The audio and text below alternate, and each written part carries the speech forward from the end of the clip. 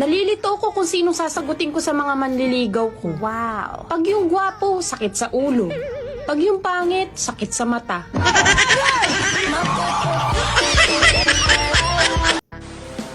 Kapag naging asawa mo ako, kada away natin, sa kwarto natin aayusin.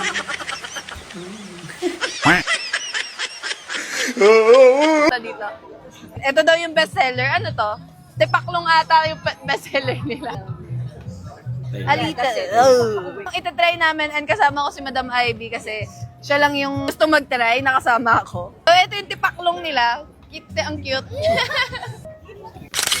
And merienda time. Cheers!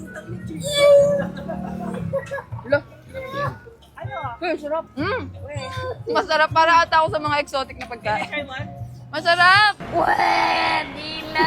Okay, tapos na tayo sa tipaklong. So, itatry naman natin tong uod. Uod ata to. Pang hindi ko na-try. Hindi ko alam kung uod din to.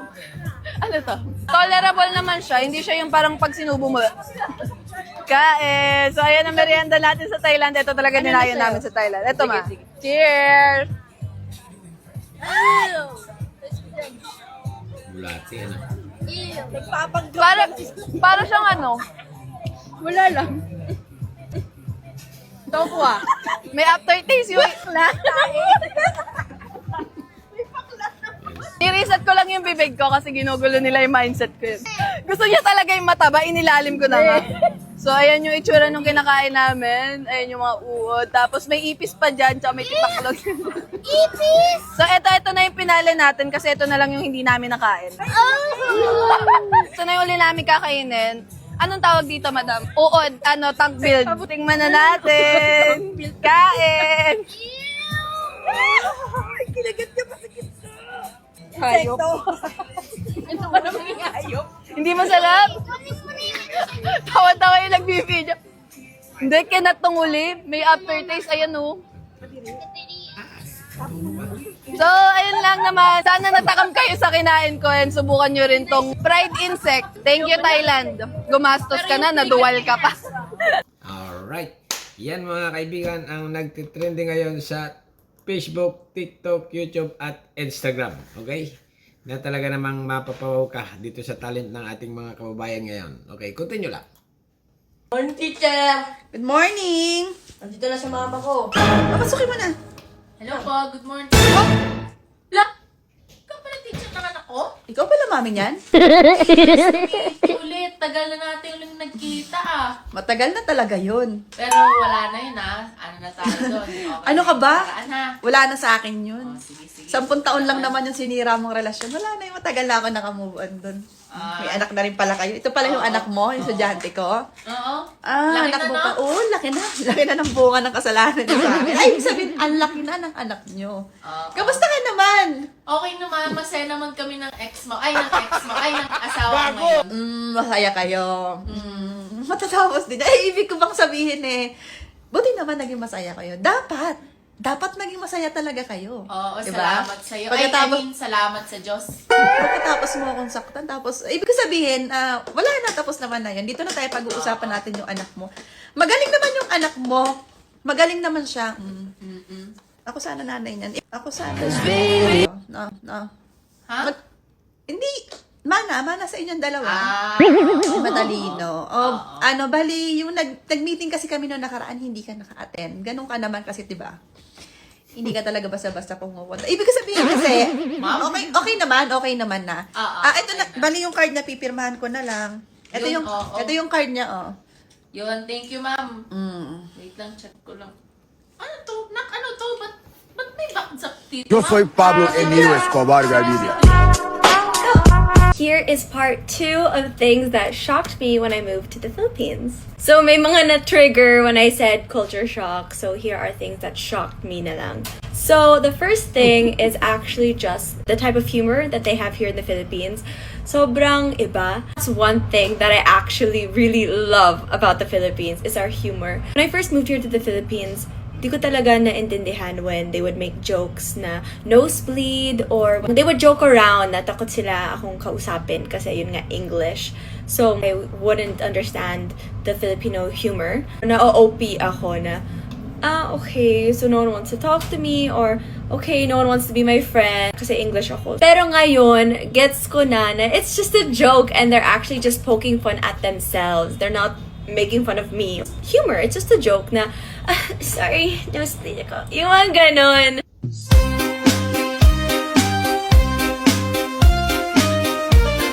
Ma, umuulan na naman ba ng malakas kagabi? Inutusan mo si Papa ipasok ang sinampay? Hindi naman anak, ba't mo naman natanong yan? Rinig kasi kita kagabi. Sabi mo, mahal, ipasok mo na lahat. Basang-basa na kasi. Sinampay ba yun, Ma? Yun o, buntis na si Maymay, positive! Lahat kayo, Ninong! Siyempre, matik yan! Ninong ka din naman ah.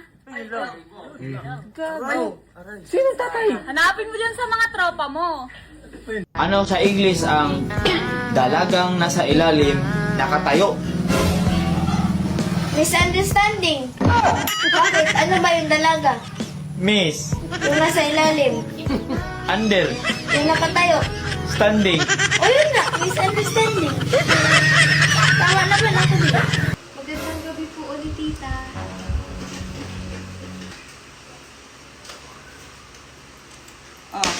Kumain ka na.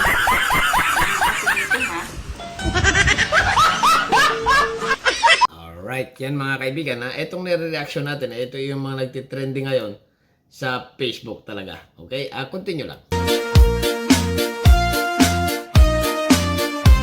Many of you have been asking me for a boyfriend reveal, even though I've posted him multiple times already on my social media. But for those of you who are still asking, here you go. This is Noah.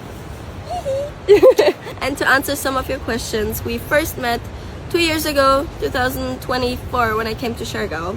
He's from Siargao, born and raised. And we are together since August last year. And also, what a lot of you want to know, which nationality are you? I'm half American and half Filipino.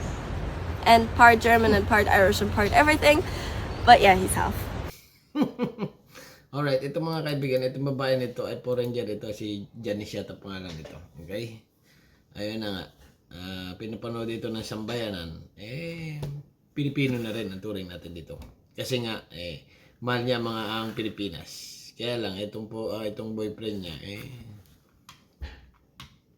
Pilipino rin siguro. Okay? Tingnan nyo na lang. Okay, continue lang. Let's eat! So, meron tayo. Nagluto kami ng Bicol Express na may sitaw. So, parang ginataang sitaw na Bicol Express. Huwag kang...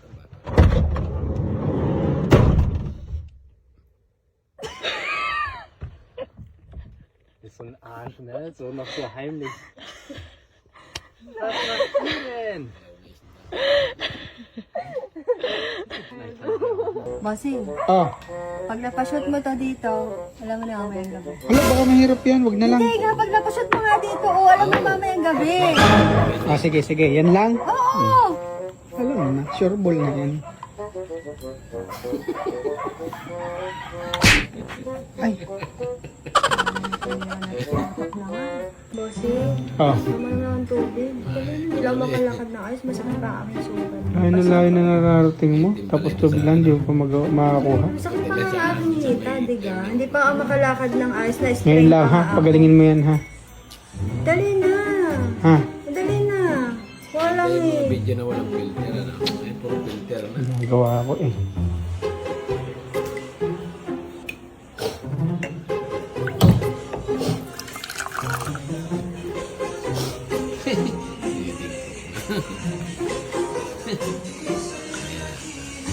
Bossing. Payag ka, sobrang yaman mo, tapos sobrang dami mong sasakyan, tapos madami kang lupain at saka bahay. Oo naman, sino may ayaw lun? Pero wala ako sa buhay mo. Okay lang. Ang iniyan. Ate, anong masarap sa kiyan? Yung tao o yung jeep? Siyempre yung tao. Ha? Bakit? Yung jeep kasi, pag malapit na, humihinto. Pero yung tao, pag malapit na, bumibilis.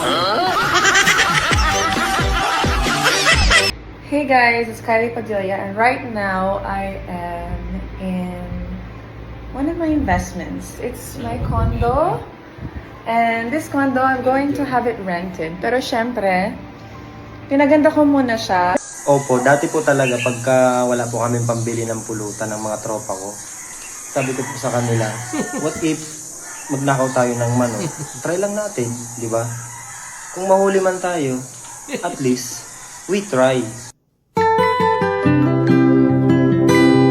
Hi guys! Andito kami ngayon sa Ragay, sa Bicol, Camarines Sur. Tingnan nyo guys yung view namin paggising namin ng umaga. Tingnan nyo naman yan. Ano nga tong fruit na to?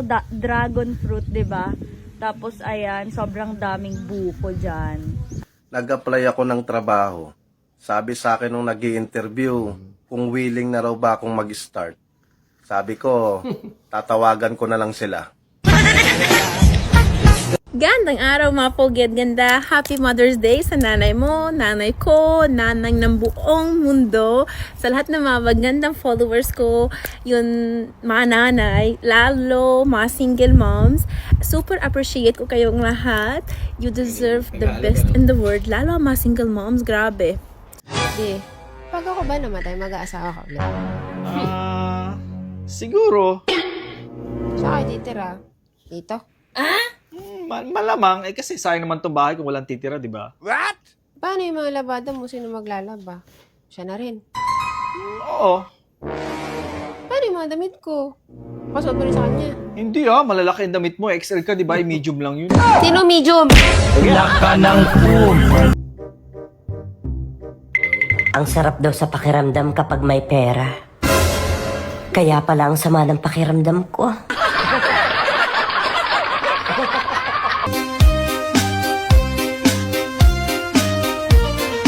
Te. Di ba binigyan tayo ng Diyos ng tig-isang buhay? Oo.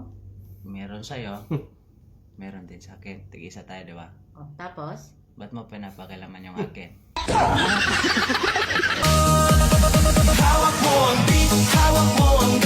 Ewan ko ba, pero parang feeling ko masyado na ako matanda para kiligin sa kumain ka na, baby.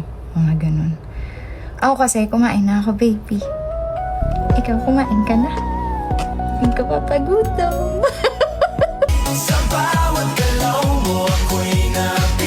Kung sakali bang nakuha ko halimbawa yung number mo, tawagan kita mamayang mga 7 p.m. Okay. sa cellphone, hindi ako nagpapakilala. Kilala mo yung boses ko? Ito. Oo.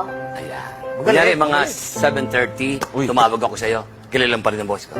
Oo naman. Okay. Knock, knock. Poster. Tabo, ngayon pa lang tayo nag-uusap. Hindi mo nakilala ako.